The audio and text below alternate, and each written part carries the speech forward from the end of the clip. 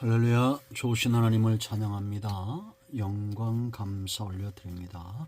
여러분 모두를 예수님의 이름으로 축복합니다. 자, 오늘은 잠언 25장 마지막 26절부터 28절 말씀 묵상합니다. 기도합니다. 좋으신 하나님을 찬양합니다. 영광 감사 올려드립니다. 주의 보혈을 의지합니다. 우리의 모든 죄와 허물을 사하셔버서 하나님을 사랑하며 영혼을 사랑하고 말씀을 사모하며 주의 뜻 가운데 거하기를 기뻐하는 모든 하나님의 자녀들을 주께서 이 시간 기억하시고 말씀을 통한 응답을 주옵소서. 세상에 굴복하지 않고 의로운 길에 서며 하나님이 기뻐하는 삶 가운데 날마다 거하기를 기뻐합니다. 종을 낮추시고 겸손하게 하시고 오직 말씀의 도구만 되게 하옵소서. 예수님의 이름으로 사모하며 기도합니다. 아멘. 자, 26절입니다. 의인이 악인 앞에 굴복하는 것은 우물이 흐려짐과 샘이 더러워짐과 같으니라. 꿀을 많이 먹는 것이 좋지 못하고 자기의 영예를 구하는 것이 헛되니라.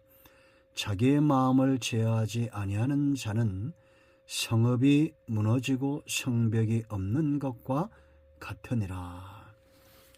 할렐루야. 오늘도 주님께서 우리와 함께 하심을 믿으며 이 말씀은 응답의 말씀이 됨을 확신합니다. 성도는 의인의 길, 의로운 길을 걷는 자들이죠. 그러므로 세상과 타협할 수 없고 세상에 굴복할 수 없습니다. 우리는 가끔 멈춰서서 내가 가는 길이 옳은 길인지를 생각해야 됩니다. 하루를 시작하고 하루를 끝내면서도 마찬가지죠. 오늘 의로운 길에 대한 계획이 있어야 됩니다. 그 계획을 붙들고 하루를 시작합니다. 기도하며 온 마음을 하나님께 두고 마음을 빼앗기지 않고 기도하는 마음으로 하루를 삽니다. 그리고 저녁이 되면 오늘 하루 내가 어떻게 살았는가 돌이켜 봐야 됩니다. 그리고 회개할 것이 있으면 회개하고 평안한 잠을 사모하며 24시간 깨어 근신한 삶을 흠모해야 됩니다. 여러분, 의인이 굴복하는 순간 세상은 악이 관영해지게 되어 있습니다. 자, 26절을 보세요. 의인이 악인 앞에 굴복하는 것은 뭐라 했습니까? 우물이 흐려짐과 샘이 더러워짐과 같으니라. 우물이 흐려진다고 생각해 보세요. 샘이 더럽혀진다고 생각해 보세요. 사람들이 어디에서 목을 축이겠습니까? 샘이 더러워지면 마실 물이 없어지는 겁니다. 의인의 입에서 나오는 말은 생명의 샘과 같습니다. 하나님과 연결되어 있기 때문입니다. 그러므로 의인은 악인과 굴복하지 않습니다. 항상 주변을 약수터처럼 만들어 놓는 사람들이 바로 의인들입니다. 우리가 목에 갈증을 느끼면 샘물을 찾죠. 그런 모든 인생들의 갈증을 해결해 주는 샘 같고 우물 같은 사람들 얼마나 중요합니까? 의인이 악인 앞에 굴복하지 않는 것은 악인과 같은 방법으로 그들을 굴복시키지 않는다는 겁니다. 저들이 왼뺨을 치면 오른뺨을 돌려댈 줄 아는 사람들, 오리를 가자면 십리를 동행하는 삶을 사는 거죠. 상대방이 친다고 해서 또 나도 친다. 그것은 악한 본성에서 나오는 겁니다. 빛은 있죠. 스스로 발산해서 어둠을 몰아냅니다. 내가 진리 가운데 서 있고 말씀 가운데 은혜 가운데 복음 가운데 서 있으면 어둠은 자연스럽게 물러가게 되어 있습니다. 진리는 스스로 능력을 발휘하기 때문에 진리입니다. 비진리가 어둠이 잠시 잠깐 틈타고 그들의 능력을 발휘한다고 해서 진리가 굽힐 수는 없는 겁니다. 진리는 여전히 진리입니다. 의로운 방법으로 불의를 대적하는 것이 불의의 방법으로 불의를 대적할 수는 없습니다. 불의와 의가 하나 될 수 없습니다. 선과 악이 하나 될 수 없습니다. 그러나 궁극적으로 결말에 가서는 선이 악을 이기는 것입니다.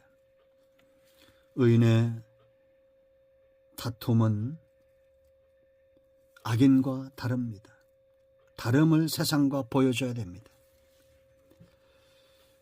항상 샘 같고 우물 같은 사람들, 항상 신선한 물이 나오듯이 진리의 말씀이 샘솟듯 솟아나는 의인의 길을 흠모합니다. 자, 27절 보세요. 이제 이런 의로운 자들은 탐심, 탐욕에 굴복하지 않습니다. 꿀을 많이 먹는 것이 좋지 못하고, 꿀은 얼마나 좋은 겁니까? 그러나 과식은 탈나게 합니다. 설사하게 하죠.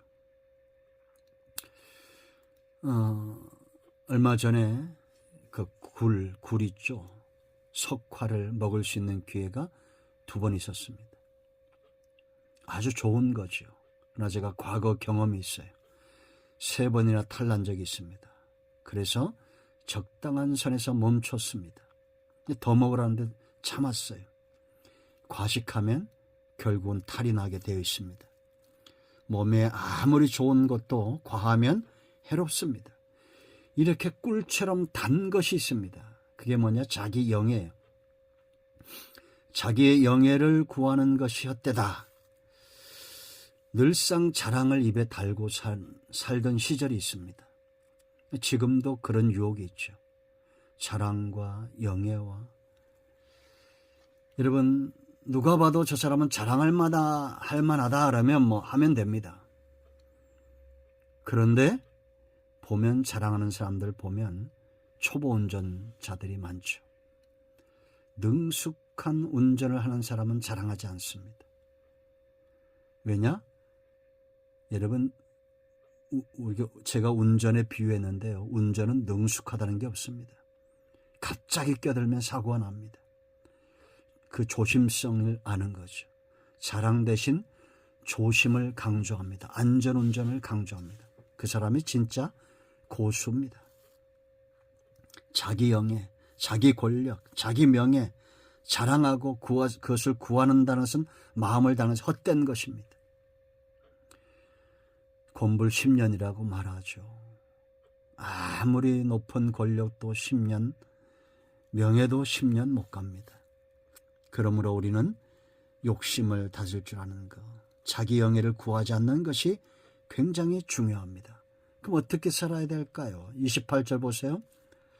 자기의 마음을 제어하지 아니하는 자는 성읍이 무너지고 성벽이 없는 것과 같으니라.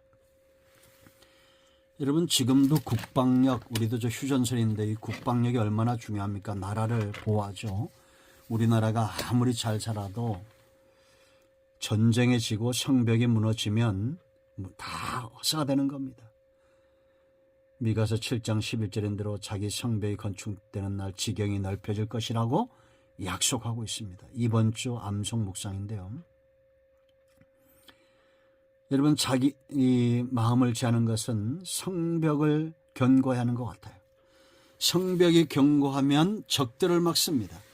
자기 마음이 견고하고 자기 마음을 제하는 사람은 죄로부터 자기를 보호합니다. 그래서 여러분, 잠언 16장 32절 뭐라 했습니까? 노하기를 더디하는 자, 분노에서 자기 마음을 제하는 자죠. 노하기를 더디하는 자는 용사보다 낫다 그랬습니다. 자기 마음을 다스린 자는 성을 빼앗는 자보다 낫다. 과거에 화려했던 나라들이 있습니다. 징기스칸 막 세계를 정복하고 나폴레옹, 알렉산더, 젊은 시절에 세계를 정복하고자 하는 야욕이 있었죠. 그러나 그들 다 어디 있습니까? 그들의 영화가 어디 있습니까? 다 사라졌습니다. 뭐 전해오는 얘기에 비하면 알렉산더가 30대에 죽죠. 자기 손을 관 밖으로 내놓으라고 그랬답니다. 왜 그랬을까요? 아무것도 가져가는 것이 없다는 것을 사람들로 하여금 보게 한 거죠. 정말 그가 그렇게 죽었다면 지혜로운 삶입니다. 여러분, 징기스칸의 무덤을 지금 찾지 못하죠.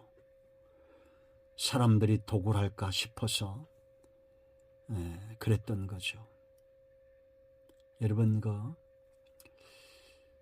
이 진시황이 제가 그 내용을 다큐멘터리를 좀 본 적이 있습니다.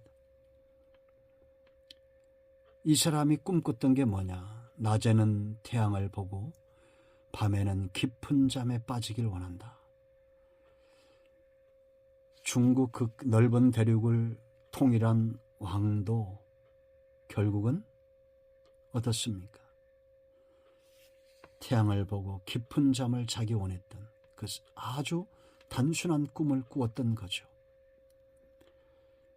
여러분, 우리가 자기 마음을 다스린다는 것 굉장히 중요합니다. 성을 빼앗는 것보다도 어떤 용사보다도 나은 것은 바로 자기 마음을 다스리는 거죠. 모든 죄악의 출발이고 생명의 출발입니다.